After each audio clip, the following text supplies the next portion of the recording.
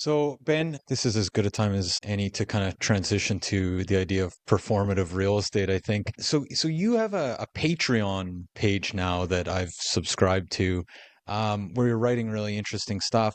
Recently, you piggybacked on a post by a friend of the show, actually, Monraj Dosanjh, who out here in Vancouver, to write kind of an interesting post about this idea of performative real estate. Can you can you break down what you mean by performative real estate? Yeah, well, basically what I've been seeing is, yeah, and it's been happening over the last 25 years in this marketplace, but really with the kind of rise of the Elon Twitter and YouTube that it's all about engagement. It's all about clicks, and you can monetize those clicks, right? So people are just getting into, the manipulation of emotion. And I wrote a couple notes from that post, like the manipulation of people's emotions. And I get it. I remember the first time I was looking for an apartment here in Toronto, and these buildings have mold on the outside of them. You walk into a rental unit, and there's garbage on the floors. There's a little, soap bars still in the shower, and you're like, this is disgusting. Like I got a university degree. I worked really hard, right? I got academic scholarships, and this is all that I can afford. So I understand how there's this anger in the marketplace. So they're going out and going onto YouTube and just getting continuously fed this what I call performative of real estate. So it's just like politicians. They go out and they hit you with those things that you're fearful of. Oh, this politician, he's going to do X and he's going to do that and he's going to make your life worse. And it's the same thing with the real estate. Oh, if they let more of these foreigners in and buy units in Vancouver, what's it going to do to the real estate market? And you experienced that. They put a foreign buyer's tax on, and pricing went down for a little bit. And people said, see, I told you. That's all it was. It was just the foreigners buying. And then, a couple of years later, pricing is higher than it was before. It really, again, like I said, it preys on this generation of Canadians that are priced out of housing. They're just continuously being told that the system is broken, and then they list the people to blame: foreign buyers, investors, the baby boomers that are hogging all the housing. They should move out. There's just this laundry list of the government with low interest rates, the government letting all these people in, too many immigrants, too many students coming into the cities. So there's this kind of laundry list of things, and it's they try to make very simple comments on a very complex system. I think over 25 years of being in housing, I realized that things are very, very complicated. There's first order, second order, third order impacts to all of these things. Yes, an immigrant might buy a house that you're interested in, but they're also a consumer. So they're buying the products that maybe your company is making. They're starting companies. They're creating jobs. So it's not as simple as, hey, this person's coming in and stealing my job or stealing my house. And if an investor is buying in the real estate market, especially in the new home market, they're helping create supply. They're not taking it away from you. And yeah, they're just acting as a middleman. They're buying in pre-construction and often selling 3 years after the building is completed. And they're making the choice. I mean, someone bought at $1,500, $1,600 a square foot in downtown Toronto, and now that unit's going to exist forever. I mean, you weren't going to buy it at $1,500. In fact, most of these people wouldn't even buy it at $750 a square foot. So the fact that someone did, and now it's going to exist, and some of those units are being rented out at half of their mortgage costs. So I mean, you're benefiting from this investor. But these investors go out and they buy single family homes and split it up and build a basement apartment and a laneway suite. So it's not quite as simple as, hey, these investors are buying everything up. If there was no investors, therefore I would have a house, right? So and in the end, it erodes public trust. People question stuff that's put out by the Vancouver Real Estate Board. They question stuff coming out from the Toronto Real Estate Board. Everyone's biased. Everyone's got an opinion. Everyone's got this, right? So it's unfortunate, right? It's unfortunate that not only that this stuff exists, but the algorithms, they keep sending it to the same people, and they keep watching, and the people creating this content are getting rewarded financially for this attention. So attention is the new currency. So if you can get people's attention, if you can get them angry, you can get them fearful, you're going to do really well. Ben, so I think on one of these posts I was thinking about it, it really feels like we're in a moment where if you're peddling doom and gloom, or and these posts that you're talking about, the downward arrow and the face that's the freaking out face about Yeah. the crash and everything, somehow it's more honest that's the general impression, like, oh, this guy's actually telling me the truth. Whereas, people like, maybe I wouldn't put you necessarily in this camp, Ben, but I'll put Adam and myself in this camp. We've been called shills a couple times. Somehow trying to have a more nuanced discussion or speaking to people in the industry, you're an industry shill. Can you talk about why you Booster, think that? Matt. A Booster booster. is what we've been Yeah. called. Yeah, Yeah, booster. Okay. yeah. I mean, But can you talk a little bit about how we got on the wrong side of that that yeah, equation? it is strange, Specifically us.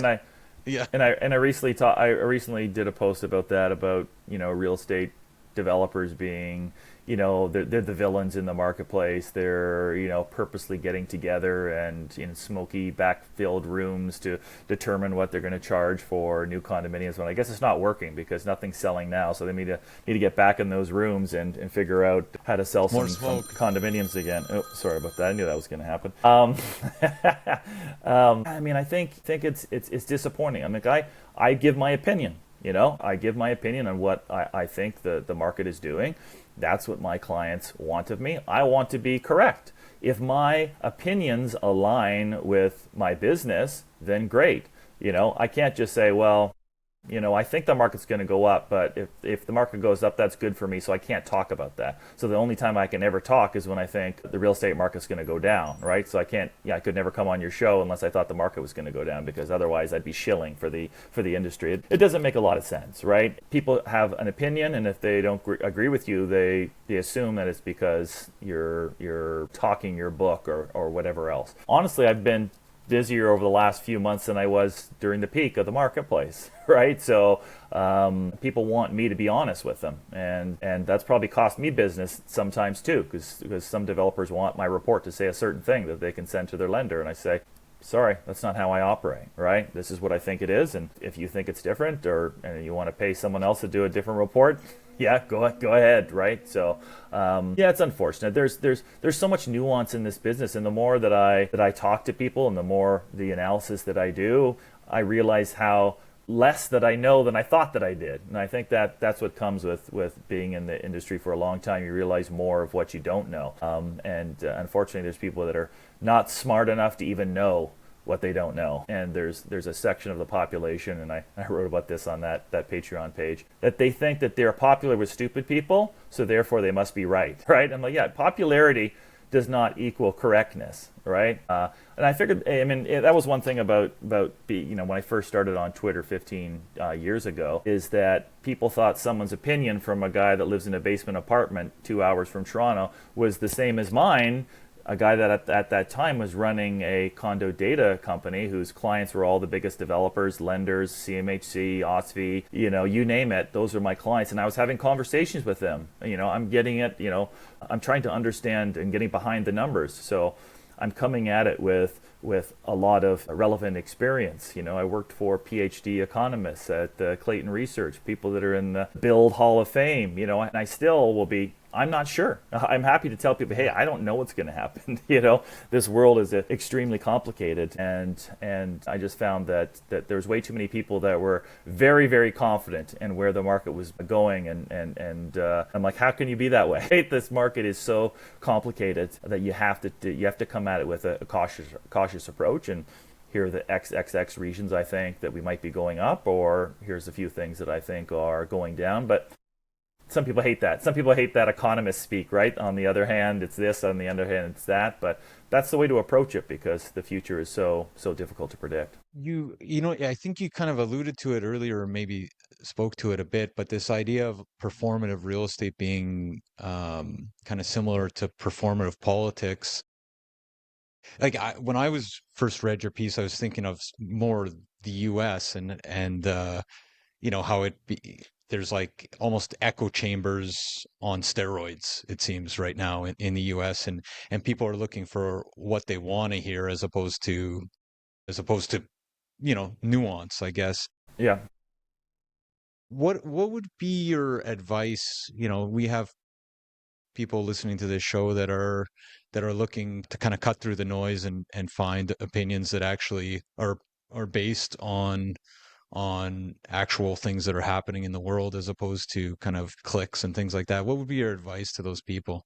Yeah, I mean, I always recommend, going on LinkedIn and trying to connect with people that might have a different view from yours. I'm a pretty centrist politically, right? I tend to be a left leaner, but I'm a capitalist, right? Like I believe in a lot of the right leaning, political dogma. So I tend to piss people off on both sides of both sides. But I try myself to listen to different podcasts that some are left leaning, so I can understand where they're coming from, and I listen to some that are really far right leaning to say, okay, where are they coming from? What can I take from either side of those things? And I think that's just the way you have to do it. You can't just continually look for things that support your opinion. If you hear something that doesn't support your opinion, to immediately look for ways to discredit it, right? If I present some data that says maybe the market's going to improve in 2027, it's not, oh, well, of course you're going to say that, Ben, because you work for X company and X company will benefit from it. No, just say, okay, that's interesting. Maybe I'll look into that a little bit further. And I think people just need to sit back and not take everything as a challenge to themselves, right? I thought there was going to be no inflation, right? I went out on Twitter and said, oh, don't worry, all these stimulus checks, that's not going to cause inflation. We haven't had inflation for years. You're worrying about nothing. Man, I couldn't have been more wrong. I mean, it was the worst inflationary period of, since I was a baby, right? So you have to be willing to be wrong and say, okay, what did I get wrong in that? I was thinking that money was going to flow up to the top, and those people were going to put that money in their bank accounts, and they weren't going to spend it, or the people were during COVID were going to be very cautious and not go out and spend, but they're spending time at home. And okay, I'm at home. Guess what? I need a bigger TV. I need I need a better computer, and I need some new headphones, and I got the stimulus check coming in, so I might as well spend it. So it caused some things that I definitely didn't think were going to happen, and certainly I'm not an expert on the M1 and M2 money supply and at what point in time that causes inflation, and how much of that is due to global infrastructure and logistics, right? So I was probably too confident in that opinion, and I think anyone needs to look and say, do I know enough about this subject to be confident in what I think is happening, but what can I do to look at different angles and different opinions, and not take it as a challenge to your ego and just say, okay, they might be right, and to take out that angle. That's difficult to do for anyone. I think it's interesting to think that just the access to information, whether it's quality information or misinformation or whatever, it's like it hits. It's almost like bull runs hit harder and then downturns hit harder, because so many people are watching kind of what's happening in real time in the market according to whoever they follow on social media or whatever.